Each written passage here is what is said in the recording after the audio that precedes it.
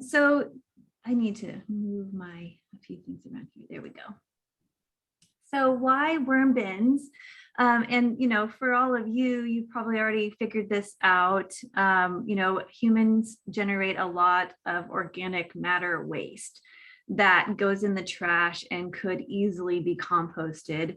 And for those of us with busy lives, having a compost pile outside is maybe a little bit too much for our schedules and for our lifestyles. So having something really convenient in the house, in the kitchen, is a really great option. And a worm bin can be just that. If it's managed correctly, it's you pretty much don't even know it's there. You can't smell it. It doesn't take up that much room. And in the process, we're reducing the amount of waste that's going to go into our landfills. I have the little graphic there about, how organic matter, when it's put into a landfill, is a methane producer. And so it's just something that worm composting indoors can really help us reduce the amount of methane that we produce individually and collectively. So, there's this tidbit that each person produces about a pound a day of organic matter waste.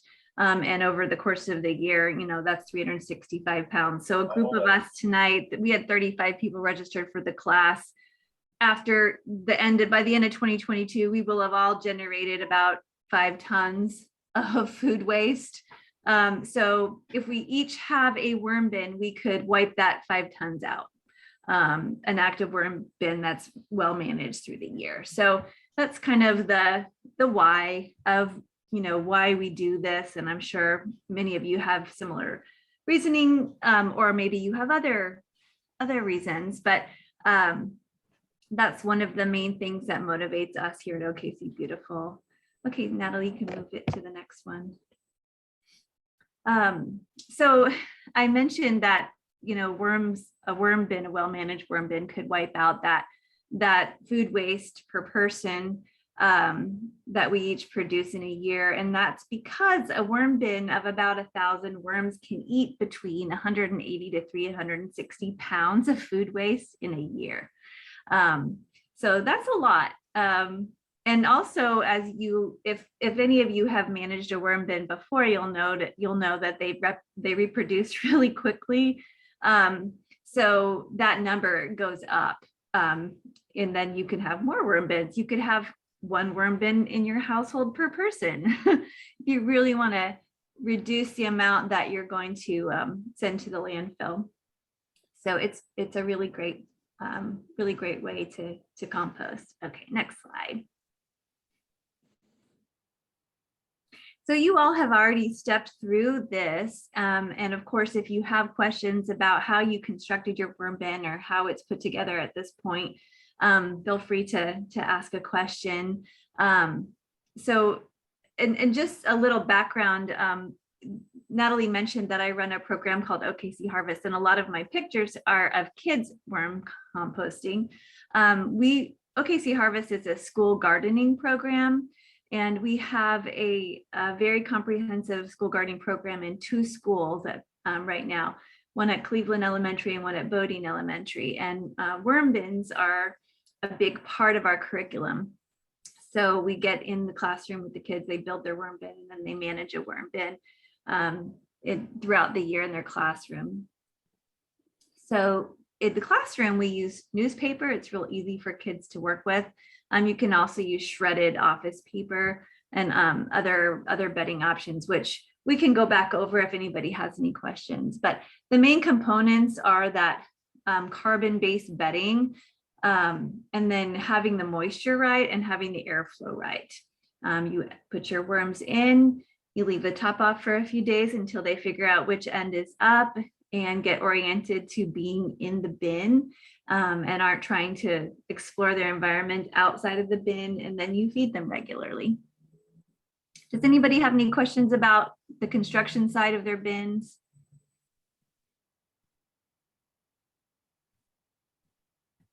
You can move it on, Natalie. This over here. A few of the main things that you need to keep in mind when placing your bin is the temperature preference of your worms. They're pretty much like people. They like it between 50 to 80. I during the summertime often keep my worm bin outside in the shade real close to the house.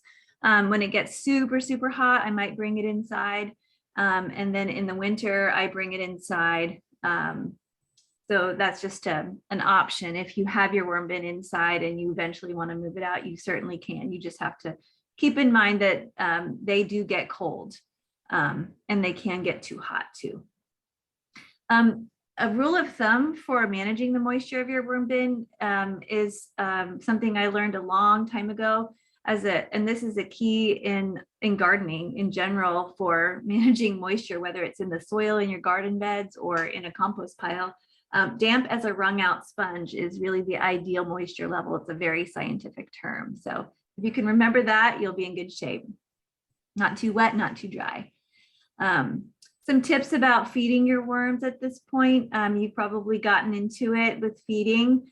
You want to keep the size of the pieces of food that you add as small as possible, as small as time will allow. I know it's really tempting to put large items into your worm bin, like stalks of celery and whole zucchinis and things like that went bad in the fridge. If you take a moment to chop those up, you'll be rewarded because they will break down so much more easily. You won't harbor mold and things in your bin, as readily if you bake them. Increase the surface area of what the worms have access to by making the pieces small. So that's the mentality behind that. And then you can easily bury the pieces. A lot of management of smells or bugs finding your worm bin will be taken care of by burying the food that you put in instead of just laying it on top. A lot of people ask about how much food do you put in per day. You can put in as much as a pound per day with the worm bin the size that you have. You can increase that as your worms multiply. I don't like to talk about it in terms of volume necessarily because something really voluminous might not actually be that, heavy. So you can kind of gauge the substance of what you're putting in more by weight, although nobody's asking you to weigh what you put in your worm bin. Just eyeball it, get used to how quickly your worms eat stuff up and then adjust. But roughly, 8 ounces to a pound per day. And of course, you don't have to feed them every day. You can feed them once a week. You can go as often as 2 weeks if you put a lot of food in at a time.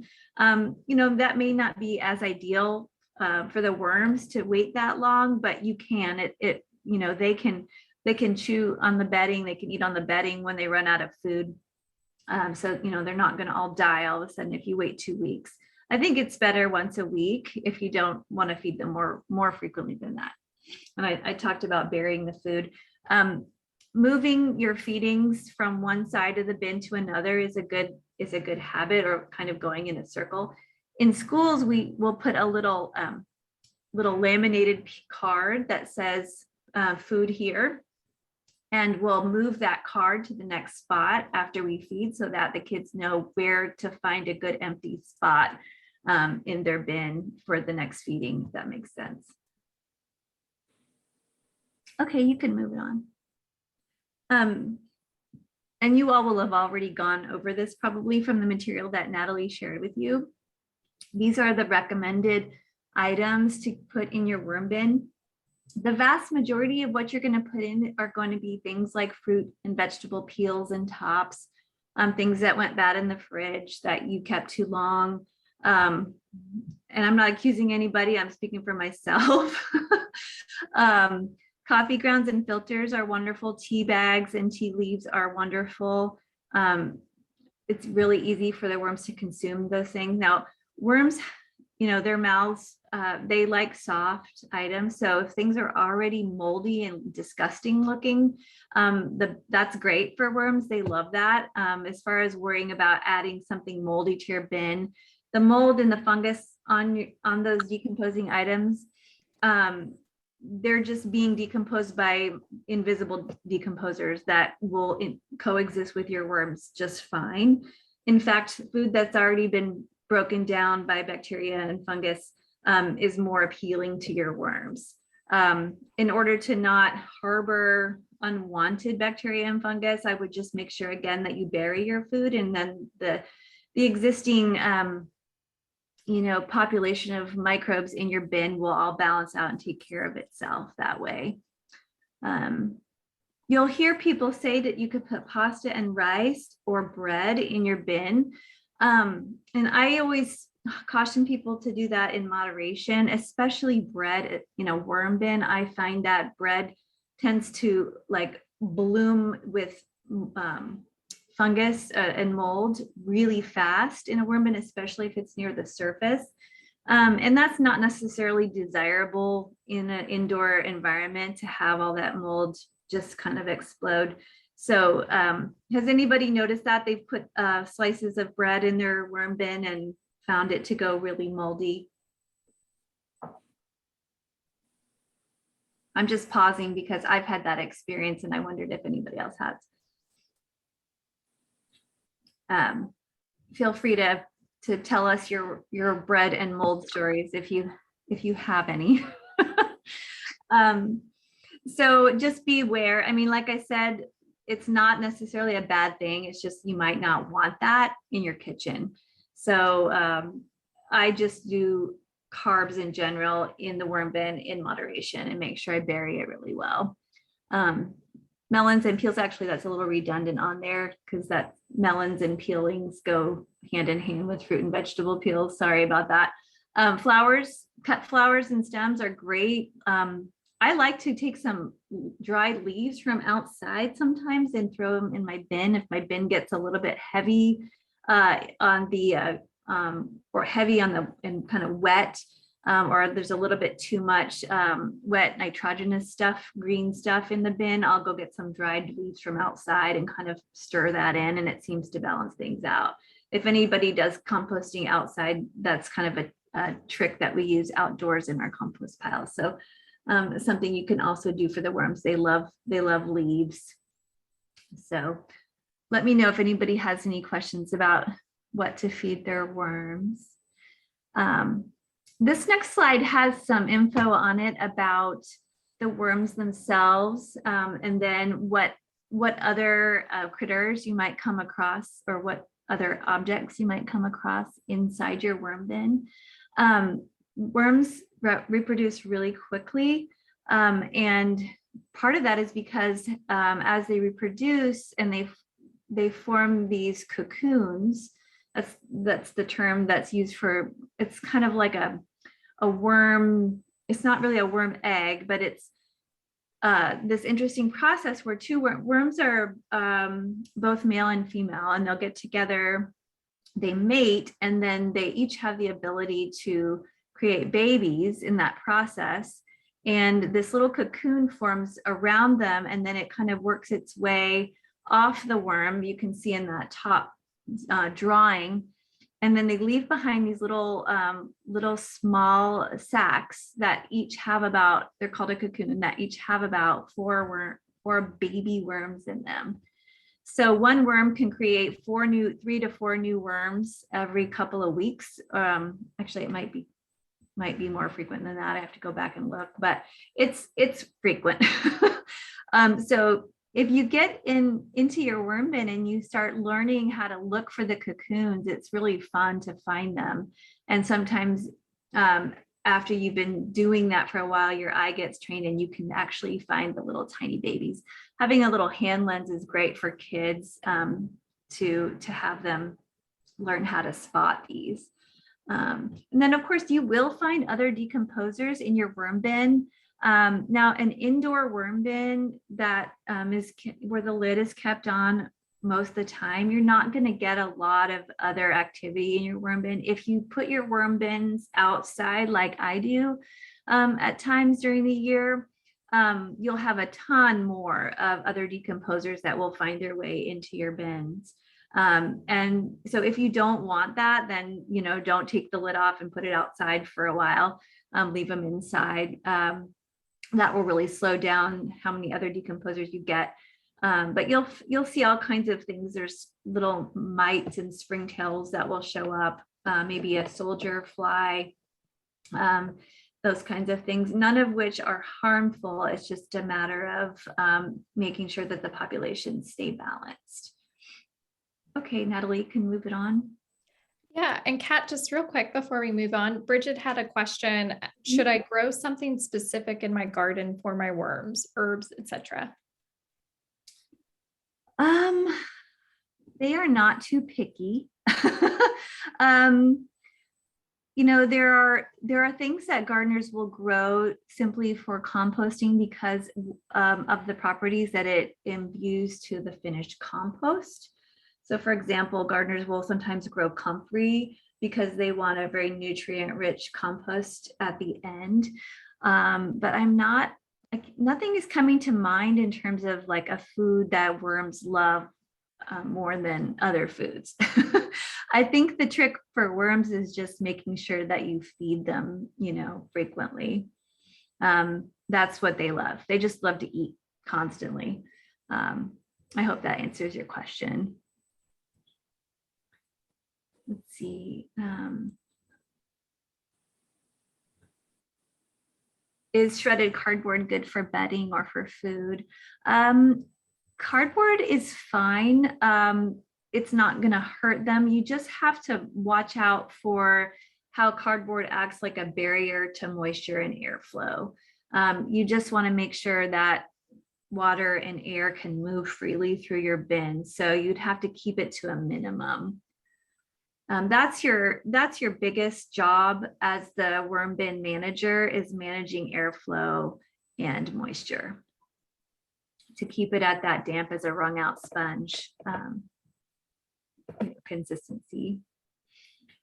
This slide, and I'll keep talking, but please feel free to continue adding your questions. So this is an up close picture of those worm cocoons that I was talking about. And there's a little factoid on there that a worm bin population doubles every 6 months. So by July, you all should have 2,000 worms where you started with 1,000 worms. So you're going to get, you know, you're going to double your money basically within 6 months. So you have a lot to look forward to. Dryer lint. Dryer lint probably has synthetic fibers in it, which won't get digested by the worms. You could try it like a little cotton ball size amount and put it in there and watch what happens to it.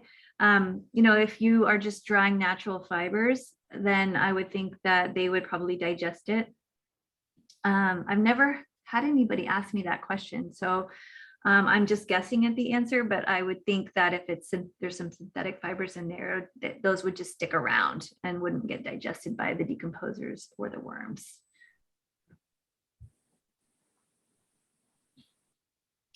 I put this in here because I thought it would be fun for everybody.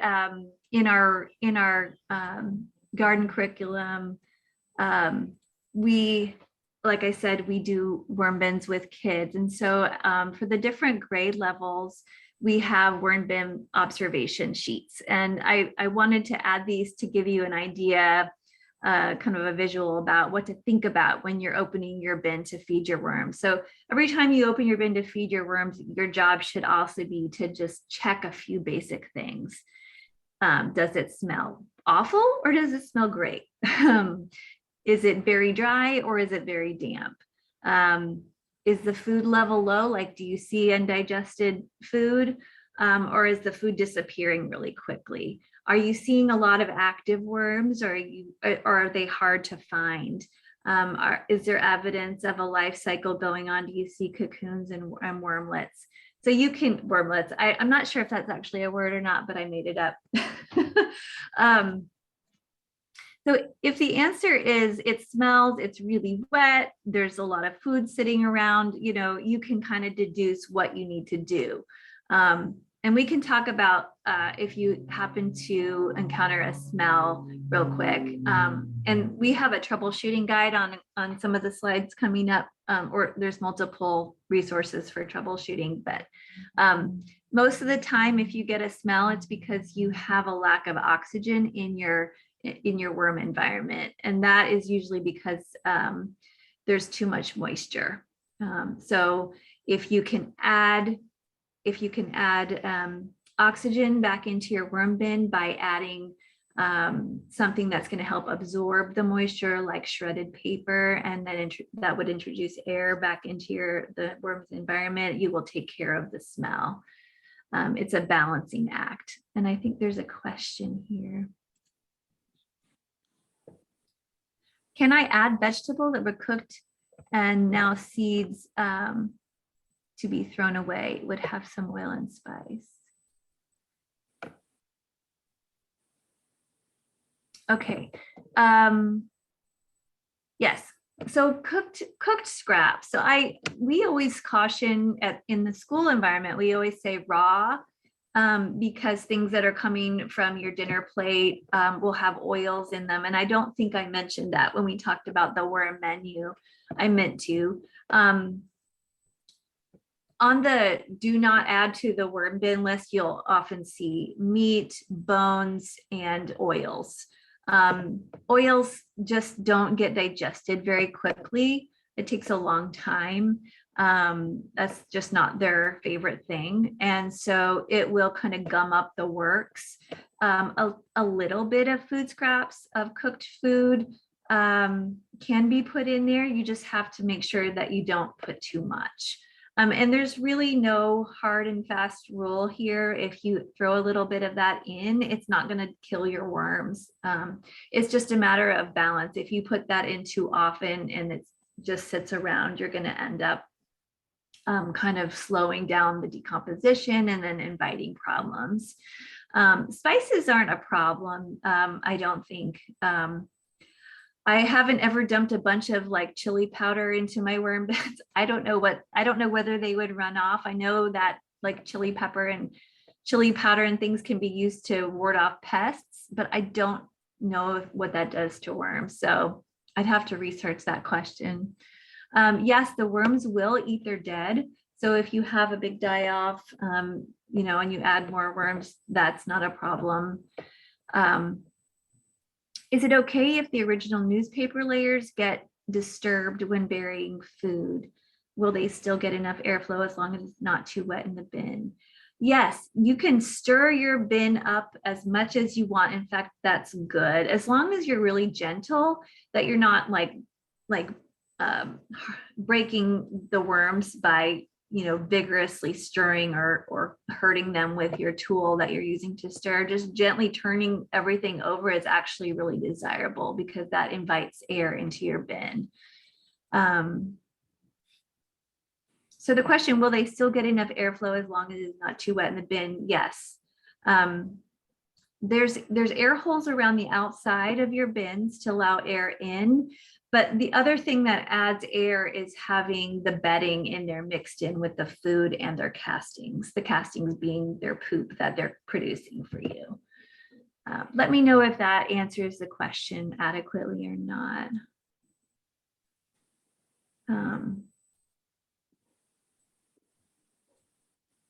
We can move to the next slide unless anybody has any questions.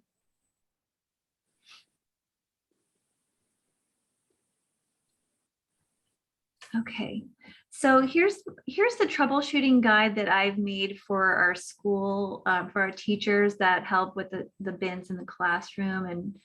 And here. So I'll just go over a couple of these. We touched on smell, the diagnosis for a bad smell in your bin. There's too much food and not enough air. So like I said, fluff the bedding, stir everything up, make sure the bedding or the compost is not blocking the air hole. Sometimes that can happen. You might back off on feeding and sometimes food is very moisture intensive. So if you add a whole bunch of food and for some reason the worms can't keep up with it, sometimes as that food decomposes on its own, even without the worms' help, it just becomes very liquidy. And I've had my own worm bins get really wet all of a sudden, and then have to go in and add a bunch of shredded paper or cocoa peat to absorb the water and bring it back into balance. And that bad smell, and it can be a horrid smell when that happens because it's the lack of oxygen. So there's two types of decomposition. There's anaerobic and aerobic. And we always want in our compost bins and in our worm bins, we want aerobic. We want oxygen to be involved in the decomposition process. So if you don't have oxygen in the mix, you will get those horrid smells, and you need to add the oxygen back in. That you can also have improper food added, and that's the things that, like I mentioned earlier, if you put too much of them in the meat, the oily things, says dairy there. Dairy is another thing that worms don't really digest. So take those things out of your bin and add the bedding in. So fruit flies will be attracted to obviously fruit scraps, sweet things that you put in your bin. As long as you bury the food well, you should really minimize that problem. Again, one of the things that at my house, when I'm composting a lot, I'll collect my compostables and the fruit flies come to my pile waiting to go into the bin. And so that causes a problem. So try not to let your fruit scraps sit around on the counter before you put them in the bin, because then you'll get the fruit flies. They'll be kind of clued into the fact that there's a food source, and then they'll follow them to the bin. So it's just a little tip. But if you do end up with a bunch of fruit flies, just continuously bury your food, and that will eventually cut them off because they don't like to go down and get the food out of the buried environment.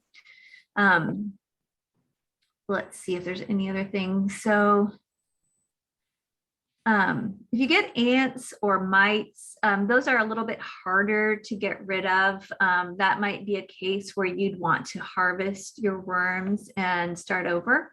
And harvesting worms or castings is not actually that hard.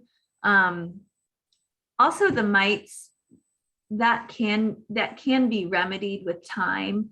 But if you do end up with a problem like that, it's probably just as easy to start over with new bedding. And so you just harvest your worms out and then get rid of the stuff that you had in there where they were being harbored. And then also, if you have mites and you want to harvest the castings, those castings with the mites in them shouldn't be a problem in your garden. Those aren't the type of mites that are going to cause problems to your plants. Outside. So, and I will talk about how to harvest the worms and how to harvest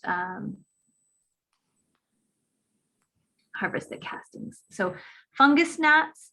I haven't had a problem with fungus gnats in a worm bin before. I've had problems with that in house plants.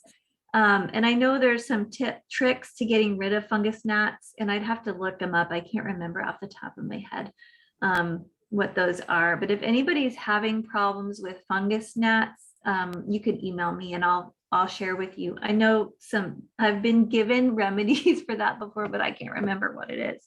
If anybody else wants to chime in on how to get rid of fungus gnats, please do. That's one of those bugs that comes in on potting soil, and they're just really annoying. I'm trying to think about how I got rid of those in the past, and I can't remember at this moment. Let's see, back to the troubleshooting on the worm bin. Again, too much water.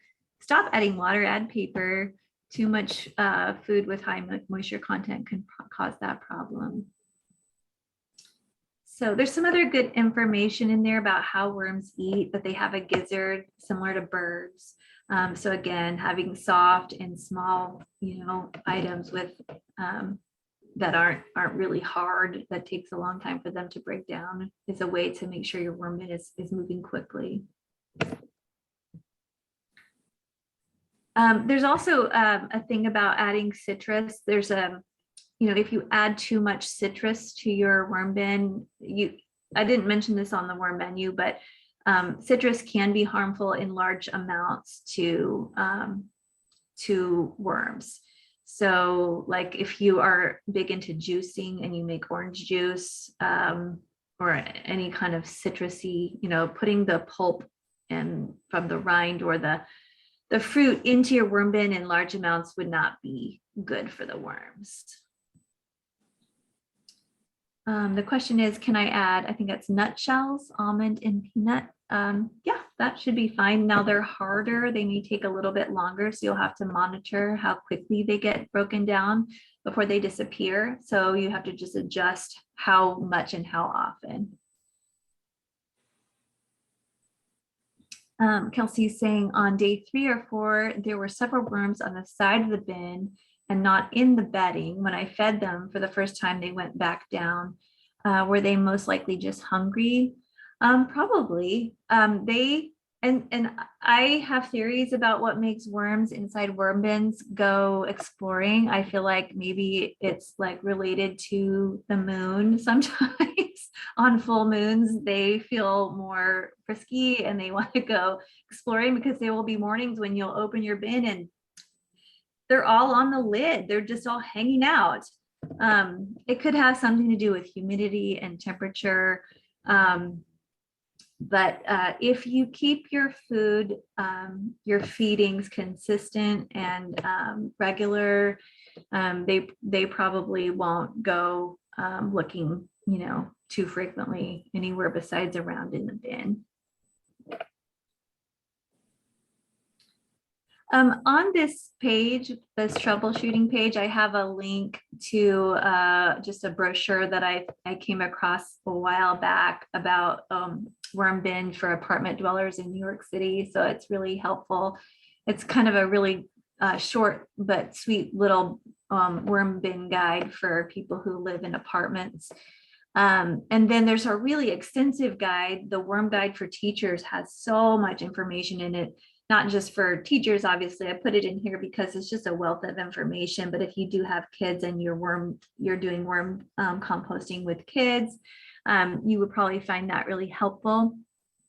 And then, of course, if your kids' teachers want to get into worm bins, that's a great resource for them to share that with them. And you can click on this link on this presentation, which we will have available to you to get this troubleshooting guide.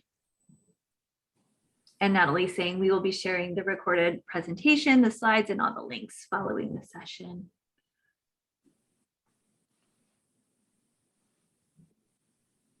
So I mentioned that I would talk about harvesting the castings or harvesting the worms.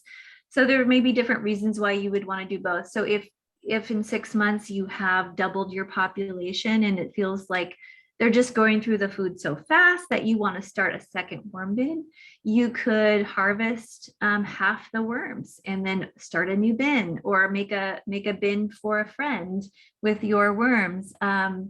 So if you wanted to do that, the technique is going to be pretty much the same as harvesting the castings.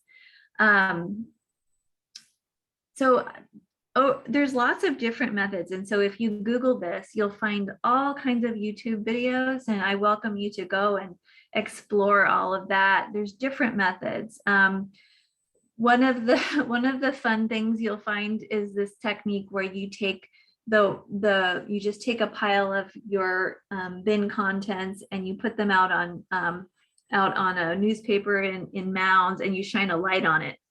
And then if you shine a light on it, the worms will be scared of the light because they don't like light, which is why you leave the bin off for the first few days to let the light on so they know which end is up. But anyway, you can shine a light on a pile of your worm bin contents, and the worms will shoot to the bottom, and then you can scoop the stuff off the top, and there's your finished castings. Of course, if you want the worms, then you have to scoop the stuff off the top, and then you collect your worms. That's kind of a tedious way, which is why I didn't list it on this slide. I've done that before. My favorite way is to separate the worms from I said separate the worms from the food, but I meant from the castings. That's a typo on there. It's really hard to separate worms from food because when you put food in, they just go to the food. So the idea is you would divide your bin in half, put all the food on one side. They all go to that side. You just keep feeding it on that side, and then within about a week, you'll find that, and maybe sooner, there won't be any worms on the side with no food. So that's how you would then harvest the castings from that side. Or conversely, if you're really trying to get the worms out, then you would go to where the food is, and you would get the worms out of that side. Now, there's another way, and that's what I have the picture of here, which is to make a little screen. This is a homemade screen that my husband made with 1/4 inch hardware cloth staple gun to a frame. And this bin that it's sitting on top of is like a standard, I think it's for cement mixing at Home Depot. It's a cement mixing tub, and they come in standard sizes. So you can have a little screen like that. And I made a little video of how that works, which I was going to attempt to play. I'm going to try to do that. Here we go. Let's see. Are you playing it, Natalie? I am not. Do you want me to pull it up? No, I can do it, I think. I have it right here. I got it. Although it looks like it's still whirling from before. I don't know if it'll load. Can everybody see that? Yes. Okay. Play.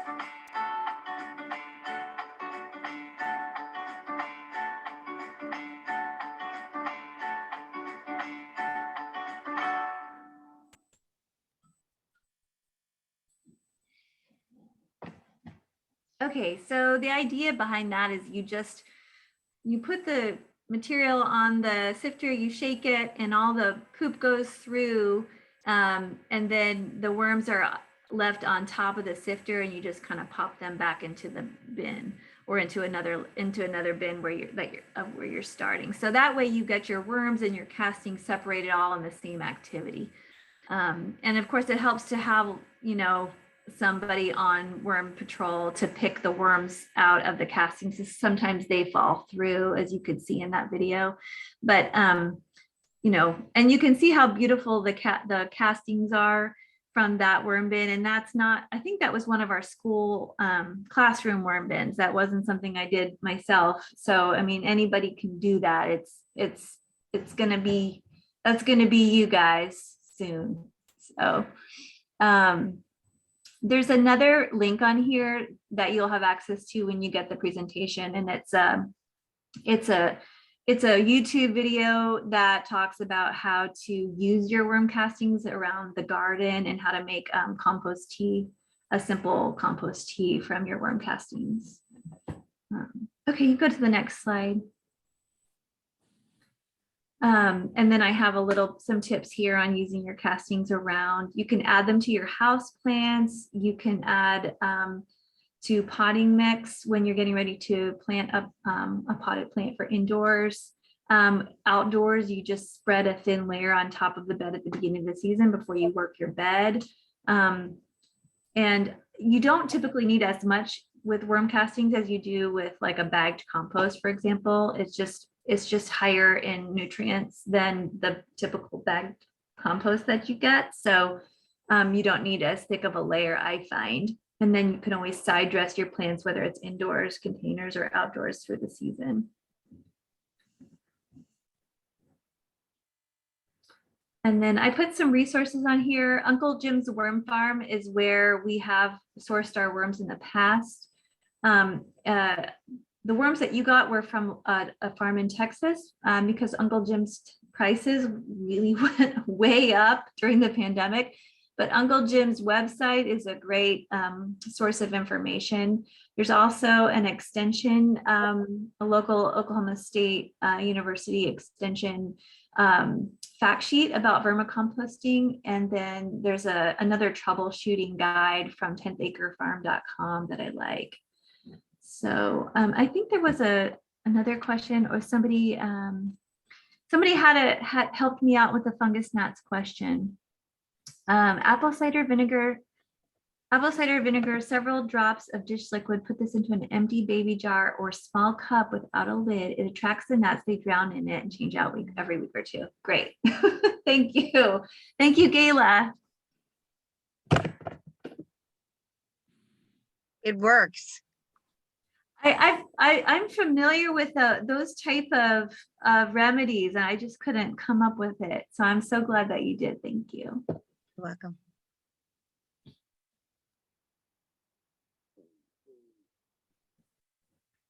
All right. Well, I think at this time, we're just opening it up for any questions, or if you want to share your experiences with your worm bin so far.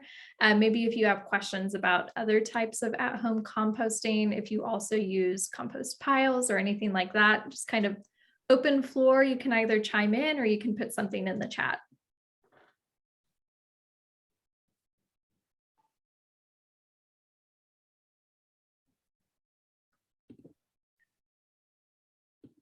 So those of you who've started a worm bin with the kit that you got for this class, how's it going?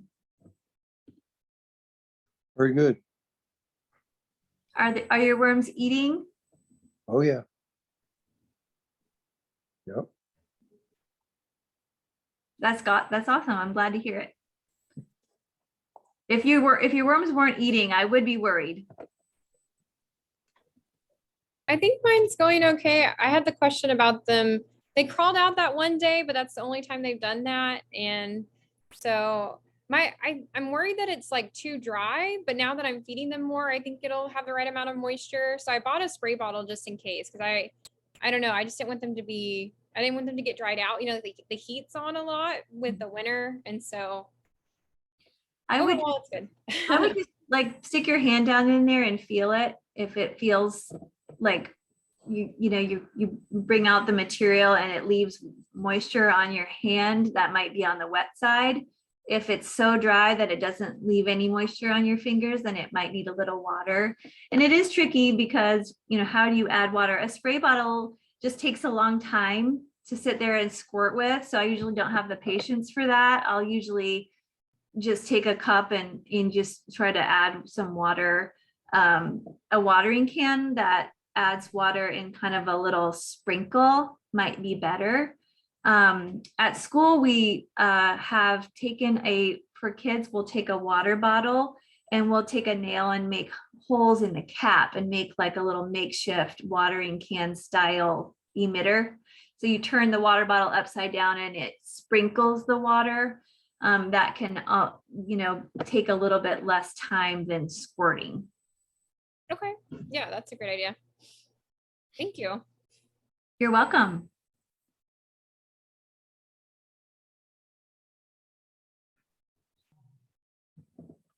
Kat, since we have just like a little bit of time left, do you want to like briefly explain a couple other types of at-home composting, like hot compost piles, tumblers, some other options if people want to scale up their composting efforts? Well, and there are some presentations on our website that I could point you to for both of those things. We did in 2020, we did a series with the Lynn Institute of classes on different topics, and one was on composting. So if you go to the OKC Harvest, and I think Natalie is going to put that class on also on our resources page. It's there. So so everything I mentioned will be on there. But yeah, for backyard, if you want to, how many of you already compost outside? So those of you who do, are you using like a pile or do you have a backyard tumbler? I use Pile. a tumbler. So a little bit of both. I recommend starting with a tumbler if you have, if you want to do something sort of foolproof for an urban environment, because they're enclosed and they don't, they don't get, they don't attract like raccoons and stuff as much, or dogs or cats to get into them. And then you just kind of turn it every so often. If you're busy and / lazy like me, that works out really well. You just have to keep adding the right combination of ingredients. So with outdoor composting, backyard composting, whether it's a tumbler or a pile, it's about balancing out your greens and your browns, your carbon and your nitrogen. And I didn't talk about that with worm bins because I just touched on it a little bit by saying you want to add leaves, sometimes something dry and carbony to your pile, to your worm bin if it gets a little bit too on wet side. Usually that's remedied in a worm bin easily by adding paper, but you could also add leaves. In an outdoor pile, it's a little bit harder to manage the balance for that to get the decomposition to go quickly. So the key to that is having a balance of green versus brown, carbon and nitrogen. So I like to keep next to my tumbler like a bucket of dry leaves or a bucket of straw. And then when I bring my kitchen scraps out, I can quickly add in some carbon, whether it's the straw or the leaves. And when you do that 50-50, it breaks down really fast. If you're doing a pile, you have the option of doing like a hot pile where you build it all at once, where you accumulate a bunch of green material and brown material and you layer it all at once up to about a 3-foot cubed, structure.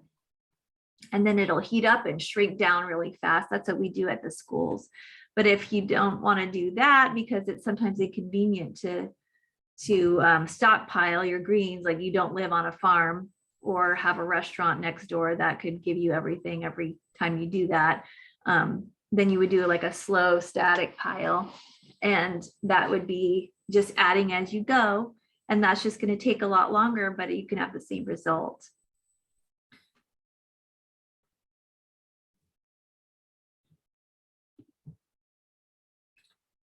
There's a lot to talk about with the compost. So I Go have ahead, a Liz. question. Sorry I was late, everybody. I've got a 3-month-old, so that's what I was doing. I'm very new to composting and kind of excited. We've just moved into a new space, and so I'll be able to do it here. And in terms of like a tumbler, or just in general with the different, like the worm composting in the tumbler and the sort of the pile, how long does it take to get good compost that you can use in your garden? How long? So if you build a hot pile like I just described, it can take 2 months to get your finished compost. The next fastest thing would be a tumbler, because you can add the greens and the browns together, and then the tumbling process speeds everything up because you're able to add air. Now, occasionally you have to open it up and add some moisture, but with the tumbler, then you can kind of harvest little bits and then keep going. And that's true of a slow pile. It'll break down a little bit. You can take everything off and scrape stuff off the bottom and then keep going with your pile. But like a slow pile, it just takes longer, like 6 months maybe, to get to your finished compost. Does that answer your question? It did, thank you. But just another question. Where could I get a tumbler here locally? It's a good question. When I did that class in 2020, I think I put a link to a tumbler outlet on those slides and on that resource list. I think also if you're a Oklahoma City resident, they periodically offer water harvesting or rainwater harvesting bins and compost bins at the same time, and they source them all at the same time, and you can go pick up. That's usually in the spring. I can reach out and see if that's coming up soon. There's also store-bought composters called earth machines, and these are plastic units where you add your stuff to the top and you harvest from the bottom. And it's kind of a way of speeding up the harvesting process from a slow pile. Because with that little doorway at the bottom, you can kind of lift it and pull out the finished product where all the stuff you've recently added is on top. So that's another option. And it's also kind of like a tumbler in the sense of it's a little bit more protected from like rodents or, you know, raccoons or cats and dogs, because it's harder for them to get to your materials that you put in. And I know they used to have one called an earth machine, and I know there's other brands and models out there, but that's something to look for.